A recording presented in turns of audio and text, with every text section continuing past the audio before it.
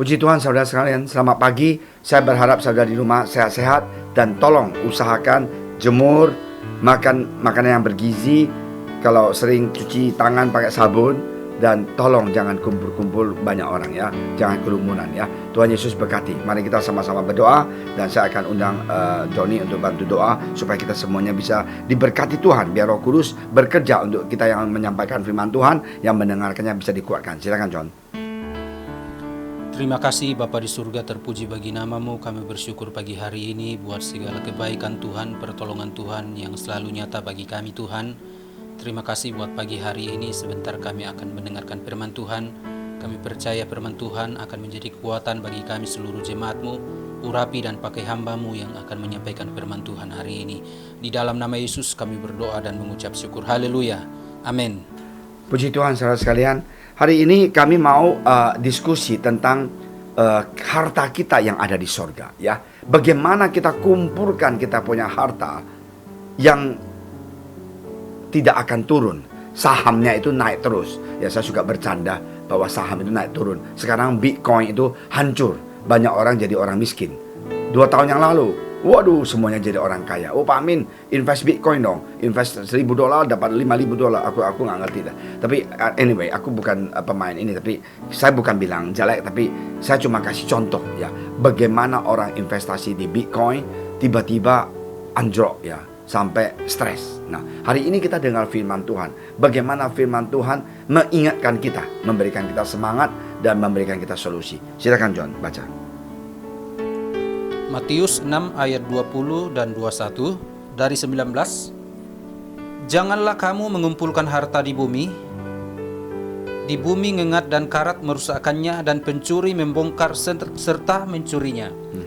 Tetapi kumpulkanlah bagimu harta di surga ngengat dan karat tidak merusakkannya dan pencuri tidak membongkar serta mencurinya.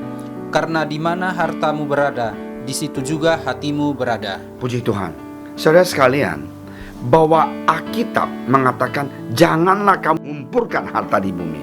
Nah, di bumi ini ngengat dan karat merusakkan dan pencuri membongkar serta mencurinya. Nah, Yesus luar biasa. Ada orang bilang, oh Pastor Amin, kok aneh ya? Yesus mengatakan kalau saya ada 2 talenta harus untung 2. Kalau ada 5 harus untung 5 gitu loh. Nah sekarang kenapa sih kita nggak boleh kumpulin harta, nggak boleh usaha? Bukan. Ingat, saya sering mengatakan uang itu tidak dosa. Pakai uang tidak dosa. Cari uang tidak dosa. Tetapi kalau cinta uang itu dosa. Nah hari ini marilah kita ingat. Yesus ingatkan kita ya, janganlah kita itu hanya mengkumpul harta di bumi ini. Kita tidak balance. Tidak balance itu apa? Saya terus terang saja, ketemu teman yang main tenis, dia punya usaha sebelum COVID ini. Waduh, boomingnya gitu, unbelievable. Dan sombong. Dulunya anak Tuhan, karena saking banyak restoran, sibuknya itu hal lupa. Nggak berdoa lagi kalau mau buka cabang. Nggak tanya Tuhan lagi kalau mau itu. Yang penting gue cuan, gue untung dimanapun gue invest. Di sana invest, di sini invest. Buka cabang di sana di sini. Saudara sekalian, apa yang terjadi? COVID datang ke dunia ini. Dan teman kita ini stres berat. Restoran dia itu tinggal 20% omsetnya. Sewa lebih mahal daripada apa yang bisa dia tutupkan. Nah mulailah dia sadar. Apa yang dia susah payah dari umur 24 tahun sampai umur 44 tahun. Habis semuanya. Dan utang. Nah hari ini adalah contoh yang di Alkitab jelas. Janganlah kamu mengumpulkan harta di bumi ini saja. Di bumi itu ngengat dan karat. Dengan kata lain, kalau kita punya hidup dan 24 tahun cari uang, buka toko, buka restoran, buka pabrik, dan semuanya itu tidak mau ibadah, tidak mau baca firman Tuhan, tidak mau ikut doa pagi, tidak mau kegiatan gereja kita udah suruh istri saya aja dah, itu urusan perempuan. Jangan kita sombong, jangan kita gegabah. Saya kan orang bisnismen, saya kan mau buka perusahaan gede segede apa. Rasain sekarang. Bukan saya cemburu, bukan. Marilah kita balance kehidupan kita. Mau buka usaha silakan, tapi ingat doa dulu. Mau buka cabang, oh haleluya, tanya Tuhan. Nah, kalau kita begitu, kita akan diberkati Tuhan. Alkitab mengatakan, tetapi kumpullah bagimu harta di sorga. Di sorga ngengat dan karat tidak merusakkannya, dan pencuri tidak membongkar serta mencurinya. Hari ini sudah kita lihat banyak sekali orang yang dalam kesusahan. Tiba-tiba datang, pabriknya sudah lama, ordernya, waduh kok amin, saya punya order mah 9 bulan semuanya non-stop. Sombongnya setengah mati, ke gereja seminggu sekali, udah di gereja tidur. Tiba-tiba pabriknya dihabisin, kebakaran konslet, dalam 1 jam latak semuanya. Ketemu saya lagi, kok gimana? Waduh pusing kok amin, saya mau jadi pendeta seperti kamu dah. Dulu ngerikin aku, sekarang mau jadi pendeta karena pabriknya kebakaran. Jangan kita sampai habis kita punya harta di dunia ini baru kita cari Tuhan. Marilah kita cari Tuhan semasa kita dalam keadaan sehat. Marilah kita melayani Dia semasa kita masih bisa melayani. Ya, hidup ini adalah kesempatan. Mari kita melayani. Jadi artinya kumpul harta kita di sorga itu, yaitu kita balance. Kita usaha, kita kerja dengan ulet, tapi kita ada waktu untuk buat Tuhan. Kita ada waktu untuk diri kita sendiri, menerima, mendengar firman Tuhan, dikuatkan, disiram oleh firman Tuhan. Nah, itulah yang harus kita lakukan. Itulah kita investasi di dalam kerajaan surga. Nah, kedua, kita kalau diberkati, marilah kita memberikan waktu untuk apa? Orang lain yang membutuhkan nasihat kita. Orang lain membutuhkan bantuan kita. Nah, itu adalah investasi yang ke surga. Jadi jangan bilangin, oh Pastor Amin, you tahu nggak? You harus gitu. Memang aku harus melayani kamu. Tidak. Tapi karena saya gembala, saya mencintai jiwa Anda, mencintai keluarga Anda, supaya jangan menjadikan ada perceraian. Kenapa kita mau couple Bible study?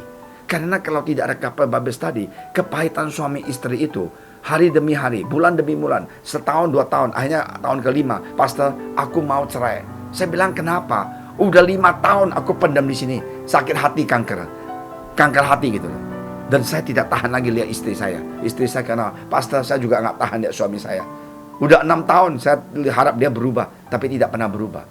Ini semuanya apa? Karena suami istri sibuk cari uang, kumpulin harta, tapi keluarga tidak dijaga. Marilah kita ingat, apa yang Tuhan mau kita kumpulkan di surga itu adalah kita punya keluarga yang Tuhan percayakan.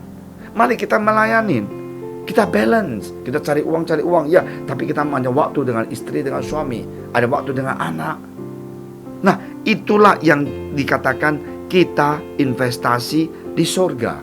Dan apalagi bantu orang miskin, bantu pelayanan. Kalau nggak bisa khotbah, bantu dalam keuangan. Kalau nggak ada keuangan, bantu dalam waktu untuk mengkuatkan satu dengan yang lain, membantu yang lebih muda, memberi kesaksian, menjadi mentor orang yang butuh bantuan kita. Itu adalah investasi saham yang tidak pernah hancur dan naik terus setiap tahun. Ya, may the Lord bless you. Yang di sini dikatakan, aku senang dengan ayat ini, karena di mana hartamu berada, di situ juga hatimu berada. Kalau hatimu itu, di mana hartamu, kalau harta kamu itu adalah uang dan rumah dan baby band ataupun Jaguar ataupun apa mobilnya atau pos gitu loh. Nah, itulah di sana kamu punya hati. Tapi kalau saya punya hati adalah untuk kerajaan surga. Saya mau lihat banyak orang bertobat. Saya mau lihat anak muda bisa melayani Tuhan. Saya mau lihat banyak orang bisa tamat dari JSS menjadi pendeta. Nah, kita lakukan itu. Balance ya. May the Lord bless you. Jadi jangan salah paham. Firman Tuhan itu iya dan amin, sempurna. Dia mau kita melakukan usaha dengan baik. Dia mau kita jadi kepala, bukan jadi ekor. Tetapi di dalam perjalanan ini, marilah kita juga balance untuk cinta Tuhan dan melayani Tuhan. Mari kita berdoa. Terima kasih Tuhan Yesus atas kebaikan Engkau. Tuhan, biarlah kami juga belajar bagaimana bisa menaruhkan ya kita punya harta bukan di dunia tapi di surga. Biarlah Tuhan Yesus harta kita bukan yang duniawi tapi yang surga. Terima kasih Bapak, Dalam nama Engkau Tuhan Yesus, kami berdoa dan berkati saudara-saudara kami yang kena COVID Tuhan. Sembuhkan mereka, mujizat Engkau masih ada Tuhan. Bilu-bilu Engkau telah menanggung setiap penyakit, ya, kesusahan dan segalanya anak-anak Engkau yang percaya pada Engkau. Dalam nama Engkau Tuhan Yesus, kami telah berdoa. Haleluya. Amin.